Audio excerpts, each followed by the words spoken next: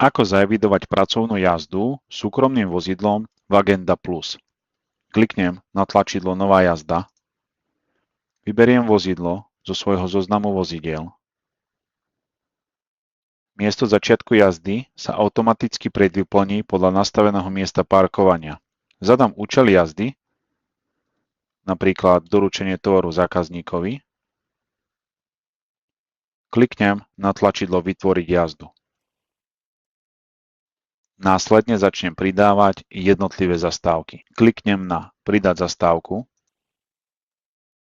Ako účel jazdy ponechám pracovná jazda. Pri type zastávky môžem vybrať zákazníka alebo konkrétne mesto. Do poľa Vyhľadať zákazníka zadám názov niektorého z evidovaných zákazníkov. Pre výpočet vzdialenosti kliknem na tlačidlo Vypočítať. Systém automaticky vypočíta trasu a počet kilometrov. V prípade potreby môžem upraviť aj ostatné predvyplnené údaje.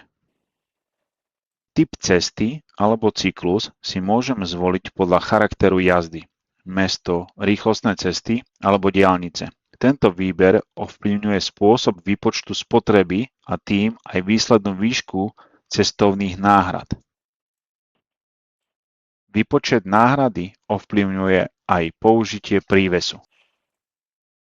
Ak nepoznám presný čas príchodu, môžem využiť funkciu automatické vyplnenie času príchodu. Stačí nechať pole času príchodu prázdne a kliknúť na Pridať zastávku. Systém ma upozorní, že čas príchodu nie je vyplnený a zároveň navrhne vypočítaný čas príchodu. Kliknem na Použiť vypočítaný čas. V časti Rozpis cestovnej náhrady môžem priebežne sledovať aktuálny výpočet náhrad za cestu. Pre uzatvorenie pracovnej jazdy je potrebné zaevidovať aj cestu späť. Opäť kliknem na Pridať zastávku, vyberiem možnosť Cesta späť, kliknem na Vypočítať trasu, následne na Pridať zastávku a použiť vypočítaný čas. Po pridaní sa automaticky aktualizuje rozpis cestovnej náhrady. Jazda sa automaticky zapíše do elektronickej knihy jazd. Môžem ju naďalej upravovať alebo mazať. Následne prejdem do zoznamu jazd, kde vidím vytvorený záznam.